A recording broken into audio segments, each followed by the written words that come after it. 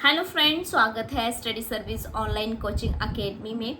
मैं स्वाति और आप सबके साथ फिर से हाजिर हो चुकी हूँ बिकॉज आप सभी का जो है एंट्रांस है बीएड का। तो हर बार ही मैंने आपको जो है बीएड एंट्रांस को लेकर के बहुत सारे टिप्स दिए हैं। तो जैसे ही एग्ज़ाम को एक दो दिन बचते हैं, हमेशा ही हम जो है ये रहता हमारे माइंड में कि पता नहीं क्या होगा पेपर में, कैसा पेपर आया होगा। तो कुछ चीज़ें जो है मैं आपको बताना चाहूँगी जो आप हमेशा ध्यान रख कर के एग्जामिनेशन हॉल में जाएं। एक तो बहुत सारे बच्चे ऐसे होंगे जो बिल्कुल फ्रेशर है, फ्रेशर इन द सेंस कि बिल्कुल ग्रेजुएशन की है और एकदम से फर्स्ट एग्जाम देने जा रहे हैं। बहुत सारे ऐसे भी होंगे और कुछ ऐसे भी होंगे जो शायद एक दो साल से तैयारी कर रहे हैं बीएड के एग्जाम के लिए। तो दोनों के लिए ही मेरा एक बहुत बड़ा सुजेशंस है, एक दो चीज़ें आपको जो ध्यान में रखनी है। जैसे कि सबसे पहले तो टाइम मैनेजमेंट आपको ध्यान में रखना है। दूसरा, पेपर में कौन सी चीज़ कब अटेम्प्ट करनी चाहिए वो चीज़ें ध्यान में रखनी है। देखो, अगर मैं टाइम की बात करूँ तो आप सभी को पता है कि 150 क्वेश्चंस आते हैं। आप कुछ इस तरह से अपने टाइम को मैनेज करें। फर्स्टली आप जो है अपनी वॉच साथ में ले जाएं, वॉच एंड वाटर की जो बॉटल होती है वो दोनों चीज़ें साथ में ले जाएं। और जितना भी टाइम पीरियड आपका, आप देखें एक दो बार, मैं तो कह रही हूँ कि आप जो है अगर आप चाहें तो टेस्ट सीरीज लगा के देखें, क्योंकि हिमाचल में ज़्यादातर यही रहता है कि बच्चे टेस्ट सीरीज लगा के नहीं जाते हैं। अगर आप बाहर के स्टेट में देखें तो बच्चे वन मंथ जो है टेस्ट सीरीज लगाना शुरू कर देते हैं। लेकिन हिमाचल में थोड़ा सा लैक ऑफ अवेयरनेस की वजह से या फिर सब चीज़ें बच्चों को नहीं पता होती हैं कि अच्छा ऐसी तैयारी है, ये चीज़ें हैं। तो कोई बात नहीं, अगर आपने टेस्ट सीरीज नहीं भी लगाई है तो थोड़ा सा मैं आपको बता दूं कि आप जो है अपने टाइम को मैनेज करें कि 150 क्वेश्चंस को आपने कैसे जो है डिवाइड करना है ताकि आप अपने पेपर को कंप्लीट कर सके, ताकि आपको ये रिग्रेट ना हो बाद में कि मेरा पेपर छूट गया।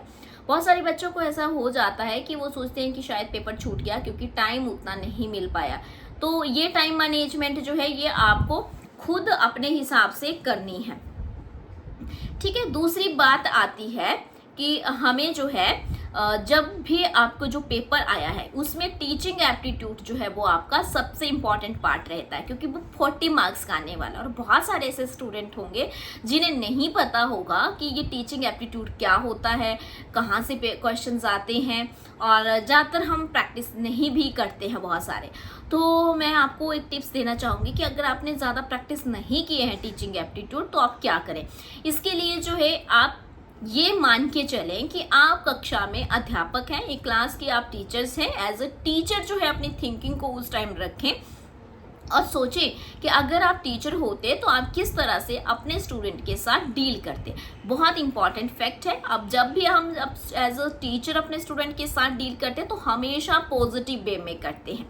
फर्स्टली हम उसे ही प्रेफरेंस देते हैं स्टूडेंट को कि वो सब चीज़ों को अच्छे से समझ सके, वो अच्छे से जो है उसको चीज़ें समझ आए। अगर मान लो कोई ऐसा स्टूडेंट होता भी है जो बहुत ज़्यादा आपको इरिटेट कर रहा है क्लास के अंदर, तब भी हम उसे फर्स्टली जो है समझाने की ही कोशिश करते हैं कि एज अ टीचर जो है एक हमारे में गुण होता है या हम कहें क्वालिटी होती है कि हम जो है अपने पेशेंस बनाए रखें, है ना, और कोशिश करें कि ज़्यादातर जो चीज़ें हैं वो अच्छे से सॉल्व हो जाएं बातचीत करके।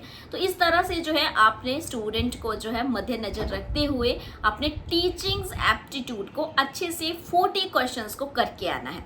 इसके अलावा अगर आपकी रीजनिंग बहुत अच्छी है देन आप फर्स्टली उसको अटेम्प्ट कर सकते हैं। अदरवाइज आप फर्स्टली उसे अटेम्प्ट ना करें बिकॉज उसमें टाइम कंज्यूमिंग रहती है, ज़्यादा टाइम ले लेगी आपका।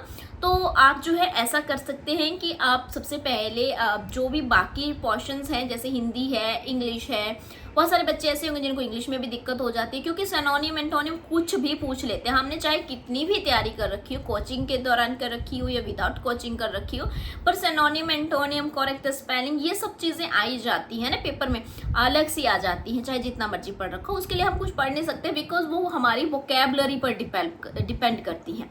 तो आप जो है सबसे पहले उन्हीं पोर्शंस को करें जो आपको अच्छे से आता है, बिकॉज बाकी चीज़ें आप बाद में भी कर सकते हैं। स्टार्टिंग में अगर आपने टॉपिक अपना ऐसा पकड़ लिया कि आपको जो है ऐसा ना हो कि आप उसी में उलझे रह गए और आपका टाइम हो गया, ठीक है। तो ये सब चीज़ें जो है आपको थोड़ी सी ध्यान देनी है ठीक है, ध्यान देनी है ताकि आप जो है अच्छे से पेपर को कर सकें। बाकी मुझे उम्मीद है पूरी कि आप बहुत अच्छा करेंगे। अगर मेरिट की अगर मैं यहाँ पे बात करूँ तो हमेशा ही जो है जैसे आर्ट्स वालों की जो है 126 प्लस ही जाती है, और मेडिकल नॉन मेडिकल वालों की भी लगभग सेम ही जाती है। मतलब मान के रखिए कि अगर आपके नंबर 110 प्लस आ रहे हैं तो बहुत चांसेस रहते हैं कि आप गवर्नमेंट सीट को एलिजिबल होते हैं। कई बार कैटेगरी वाइज के हिसाब से बात करें तो कई बार 95 प्लस वाले भी आ जाते हैं, है ना, क्योंकि हमें पता है कि जो गवर्नमेंट सीट है, गवर्नमेंट सीट में फ़ी बहुत कम होती है पहली बात तो, लेकिन वो जो सीट्स हैं सिर्फ शिमला और धर्मशाला में ही है, HPU में और साथ में धर्मशाला कॉलेज में। इसके अलावा पूरे हिमाचल में जो है सीट तो आपको जो मिलेगी वो हिमाचल प्रदेश यूनिवर्सिटी की तरफ से ही मिलती है, बट वहाँ पे आपकी फ़ी ज़्यादा होती है। प्राइवेट कॉलेज जो है उसके अंडर आते हैं, उन्हीं में करवाई जाती है, तो आप सबको पता है, जिसमें फ़ी बहुत ज़्यादा होती है, लगभग 1 लाख प्लस ही रहती है आपकी। तो खैर उसके बारे में तो हम कुछ नहीं कहेंगे, बट मैं उम्मीद करती हूँ कि अगर आप पॉसिबल हो सके तो आपका गवर्नमेंट नंबर ही पड़ जाए, ताकि आप हिमाचल प्रदेश विश्वविद्यालय से ही जो है अपनी बीएड करें, या फिर डिग्री कॉलेज आपका जो धर्मशाला है वहाँ से कर पाए। अदरवाइज आप अदर कॉलेजेस में ले सकते हैं एडमिशन्स। अपनी बीएड करनी है आपको तो आप कहीं से भी कर सकते हैं, और बीएड के दौरान ही आप टीचर बन सकते हैं। अदरवाइज बीएड के बिना जो है टीचर बनना जो है स्कूल के लिए तो संभव नहीं है, चाहे आपका टीजीटी हो चाहे पीजीटी के लिए हो, आप तो नहीं बन सकते हैं विदाउट बीएड तो।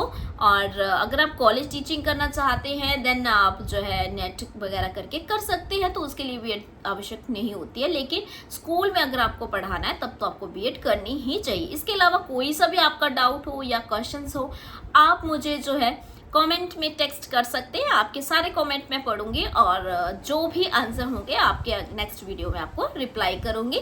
थैंक यू सो मच, जल्दी ही मिलेंगे नेक्स्ट वीडियो में।